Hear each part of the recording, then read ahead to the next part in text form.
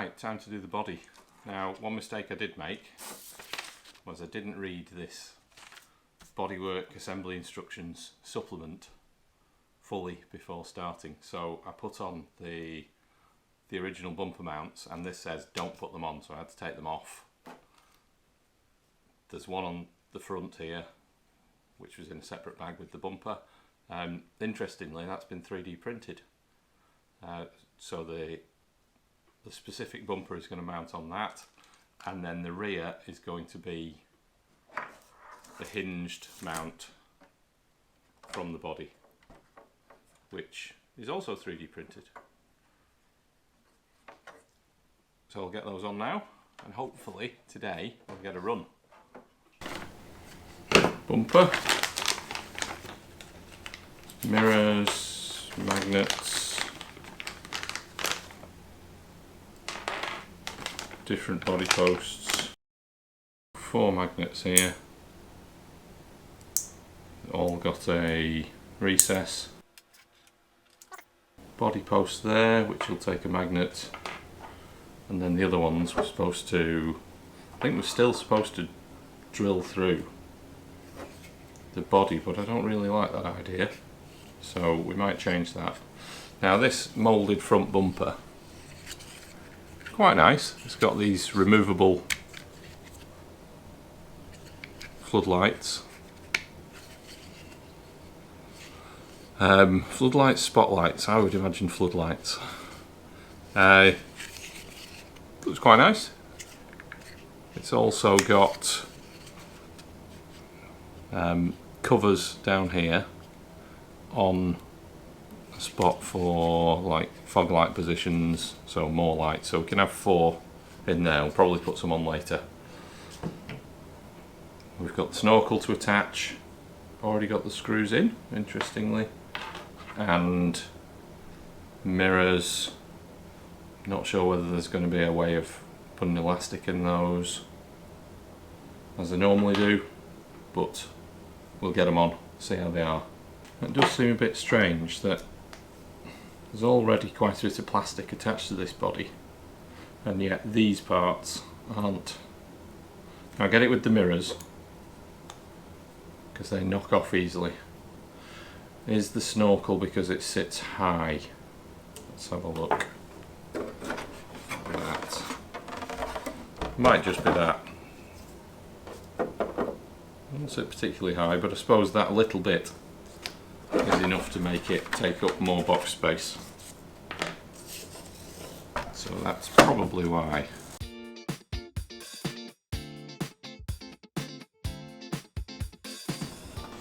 Not quite sure about the thickness of this polycarbonate, but again, time will tell. And these are awfully small screws to not have some sort of washer or plastic flange of some description behind it.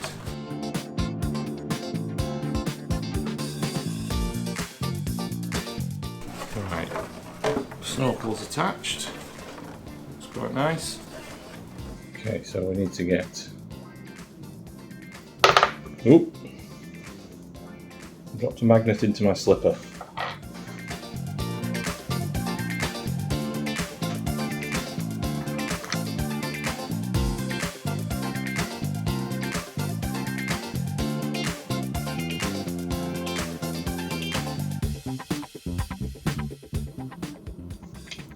So this shows chassis with 2 holes in those body posts.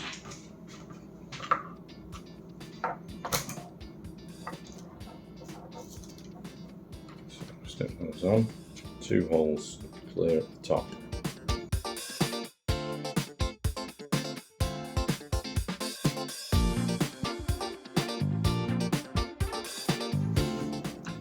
Right, those are in place. Oops. Put the mirrors on. Now these mirrors have got washers.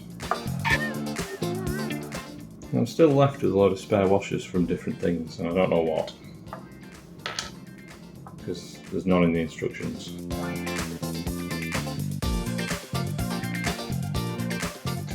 Now, how long those will last, I do not know. They're nice enough,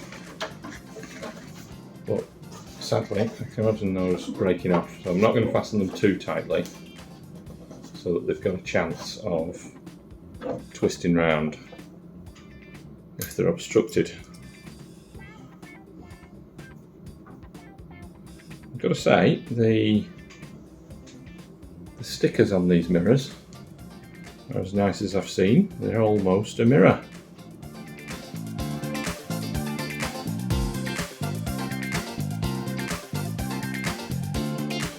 Right, now for the interesting bit.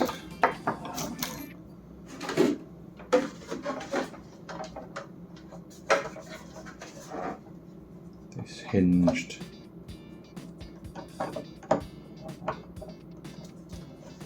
rear mount.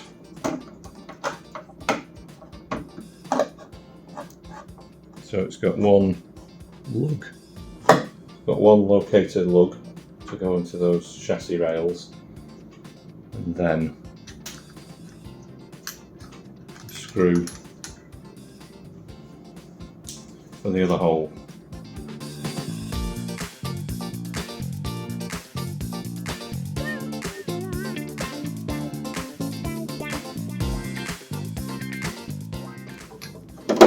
And that to hinge down, which is cool. It's actually my first hinged body on a 10th scale. The body post mounting, or the other magnet mounting. What does it say? View of the magnetic parts of the bodywork, one mounted and the other to be mounted. View of the rear of the vehicle. This is apparently a view of the rear of the vehicle. Don't think so. No rear body supports and mounted and bolted body. What? View of the inside of the bodywork with magnetic marks mounted, as well as the exhaust pipe and the right mirror, identical to the left. Okay, so that's no help at all as to how to actually mount these.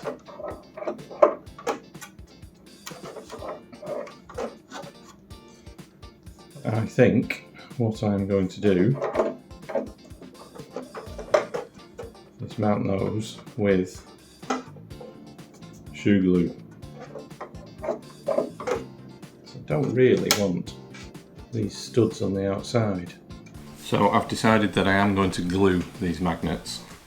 Unfortunately, just putting them into position to check them, they have both split. Now, they should still work, and in some ways it might work to my benefit because having that crack is now a little bit of extra grip for the shoe glue, so it might work out okay. Now, what I'd suggest, if you are shoe gluing magnets on, put a piece of polythene or something between the magnet that you have on the car and the magnet that you want to stick, and it'll stop the shoe glue from sticking on the magnet underneath. Doesn't matter if the polythene sticks to the top magnet on the body, it's by the by, you can just trim it after if you need to. But it'll stop it from all gluing together. And then all we need to do is get some shoe glue on here. Other glues are available.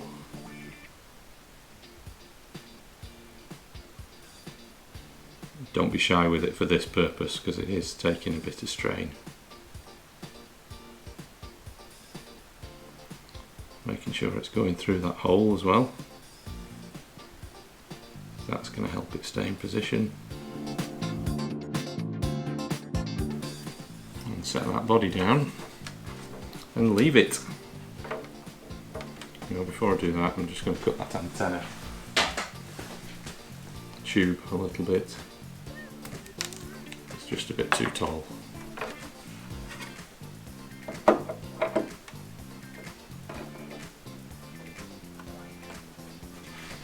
So as long as that's straight, I'm just going to leave that there. Actually, I'm going to put the bumper in position. Yeah, it's fine. It's fine. So it'll just help us to make sure that's lined up where we want it. So we do want it to be central. So I'm just putting a kind of shim in that side just to keep it straight. Okay, now we'll leave that to go off.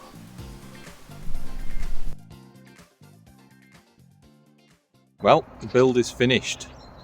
How did it go? Well, if you watched it, you'll know it was kind of quite mixed. There were good things, there were bad things. The quality of the plastics, I'd say, is good. The design overall is good. There's some really nice features. Those metal plates underneath, they're pretty nice. But then there's some real drawbacks. There's a few tolerance issues. The instructions, I have to say, are pretty bad. But if you are prepared to put in the work, if you know what you're doing and you're confident, then as a kit, it's quite nice, it's quite enjoyable and straightforward. If you're a first-time builder, it's not going to be for you. There's a lot of things that you're going to have to work out or alter. The major issue was definitely the output shaft to the front, not being able to get that attached to or not being able to get the drive shaft attached to that was a real problem, so that needed drilling out. Other than that, fairly minor things. Those rod ends, bit of a pain, but you know, it can happen. They've had the wrong size holes put in those. It's not hard to fix it, but something we shouldn't have to do. And then a bugbear and annoyance was the stickers being different colours. So to me, I couldn't put them on as you're supposed to put them on. So I've just had to cut them up, sort of make the best of it. And I think it looks okay, actually. It's not overkill, so that's not bad. I've just realised I should have left the back of the bed clear so I could put Toyota stickers on there. So I'm going to have to sort that at some point, I think, and get myself some number plates as well. But overall, I think it's quite nice looking. I like the idea of it being a kind of forestry truck.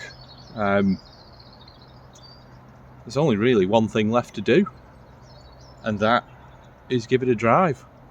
So watch out for the next video, and we will get this on the trail, possibly on the rocks if I can find some, and we'll see what it's made of. If you've not subscribed already, please do so. That'll let you know when that video is ready, and we'll hopefully see you soon on RC Pie. Keep on driving.